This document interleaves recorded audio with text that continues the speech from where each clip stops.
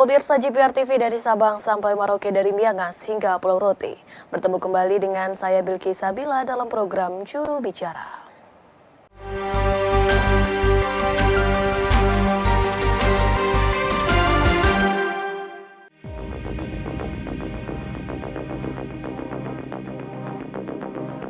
Satu kata yang menggambarkan perjalanan Indonesia hampir satu dasawarsa ini. Upaya mewujudkan cita-cita menjadi Indonesia emas bukan tanpa tantangan. Dalam 4 tahun periode kedua kepemimpinan Presiden Joko Widodo dan Wakil Presiden Ki Haji Ma'ruf Amin, Indonesia tidak hanya bisa bertahan dan bangkit dari krisis akibat pandemi COVID-19. Namun, juga telah melakukan banyak lompatan kemajuan dan pembangunan. Bahkan di tingkat global, Indonesia mampu kembali menjadi pemain utama dalam percaturan dunia. Hal ini dibuktikan dengan indeks skor pengaruh diplomasi Indonesia melejit, bahkan meninggalkan Singapura. Untuk mencapai visi Indonesia Maju 2045 dibutuhkan segala aspek yang harus dilakukan sejak dini, termasuk pembangunan dan pemerataan jaringan internet di Indonesia. Kementerian Kominfo memiliki tugas besar dalam membuka keterisolasian masyarakat pinggiran. Akses informasi dan komunikasi yang mumpuni menjadi hal mutlak untuk memajukan Indonesia.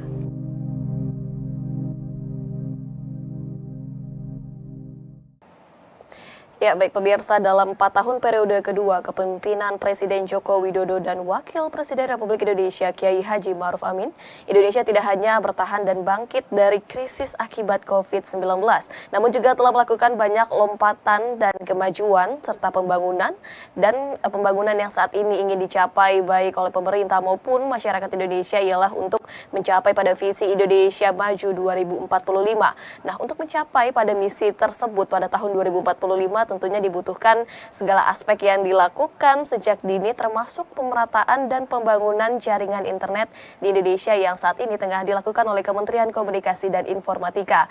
Memang menjelang tahun baru pemirsa, semua kita ingin tahu mengenai adanya capaian kinerja 2023 yang telah dilakukan selama setahun ini seperti apa. Kita akan membahasnya hari ini bersama dengan Direktur Pengelolaan Media di CNIKP Kemenkominfo Republik Indonesia, Bapak Nur Sodik Gunarjo, atau yang akrab disapa dengan Pak Gun.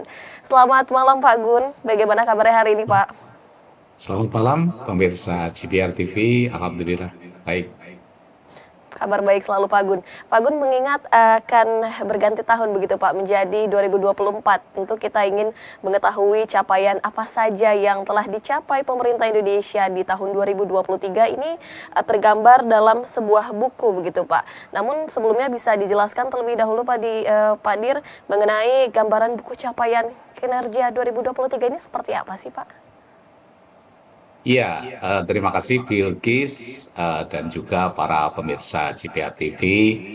Jadi dalam laporan kali ini, dalam buku capaian kinerja 2023, ini kita lebih menekankan pada gambaran semangat dan keuletan serta kegotong royongan bangsa Indonesia ini, karena semangat itulah yang menjadi bagian dari kekuatan bagaimana bangsa Indonesia ini bisa melewati semuanya, termasuk ketika kita menghadapi pandemi COVID-19, dan kita telah berhasil dengan semangat dan keuletan kita, dengan kegotong royongan kita bersama, kita berhasil melewati itu semua dengan baik. Jadi penyusunan laporan capaian kinerja pemerintahan yang disampaikan kepada publik ini tujuannya adalah agar masyarakat mengetahui, lebih memahami apa yang telah dilakukan oleh pemerintah. Kita telah terlepas dari krisis ya, dan Indonesia kini juga sudah menata visi Indonesia Maju tahun 2045. Dan dalam hal ini pemerintah juga telah menyiapkan 5 fondasi utama, di mana fondasi-fondasi itu juga tergambarkan nanti di dalam laporan kinerjanya. Yang pertama adalah pembangunan sumber daya manusia, kemudian juga ada SDM yang berkualitas, di mana ini merupakan fondasi penting bagi kemajuan suatu bangsa. Kemudian yang kedua nanti juga digambarkan bagaimana pembangunan infrastruktur yang selama ini telah kita lakukan, di mana pembangunan infrastruktur ini juga sangat penting untuk mendorong pertumbuhan ekonomi dan juga pemerataan pembangunan. Dan yang ketiga tentu saja reformasi birokrasi. Karena birokrasi yang efektif dan efisien ini diharapkan akan mampu memberikan pelayanan publik yang lebih baik. Dan yang keempat adalah perbaikan regulasi, regulasi yang tidak ramah investasi dan akan menghambat pertumbuhan ekonomi ini dipangkas dan diperbaiki. Kemudian yang terakhir adalah fondasi transformasi ekonomi, di mana tujuannya adalah untuk meningkatkan daya saing Indonesia di era globalisasi seperti saat ini. Intinya adalah pemerintah berupaya keras untuk mendorong pertumbuhan ekonomi yang berkelanjutan, antara lain melalui hilirisasi industri dan juga pengembangan ekonomi hijau. Jadi kemarin mungkin telah diketahui juga ya, Bilkis ya, bahwa kita Presiden telah meresmikan bursa karbon, di mana bursa karbon ini akan menghasilkan sesuatu yang luar biasa dalam konteks menuju green economy. Nah, ini mungkin nanti gambaran-gambaran seperti itulah yang akan tergambar di dalam buku laporan kita nanti yang akan kita sampaikan kepada masyarakat. Jadi isi sebagian dari isi dari capaian kinerja 2023 mungkin ringkasannya adalah seperti itu, Bilkis. Ya, baik, tentunya informasi mengenai capaian kinerja pemerintah 2023 ini dapat diakses oleh masyarakat luas begitu ya Pak, tidak hanya Ya, untuk betul kalangan sekali. tertentu saja, namun masyarakat bisa mengetahui capaian apa saja yang telah disampaikan ataupun yang telah dicapai oleh pemerintah.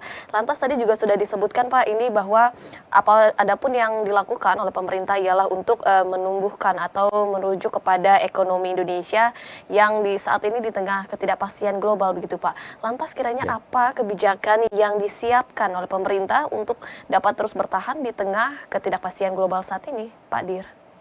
Ya, pertama mungkin yang perlu diketahui oleh masyarakat bahwa saat ini Indonesia kan sedang sudah masuk ya di dalam kategori negara-negara yang berpenghasilan menengah ke atas atau upper middle income, di mana hal ini ditandai dengan pendapatan per kapita Indonesia yang telah melesat menjadi 4.580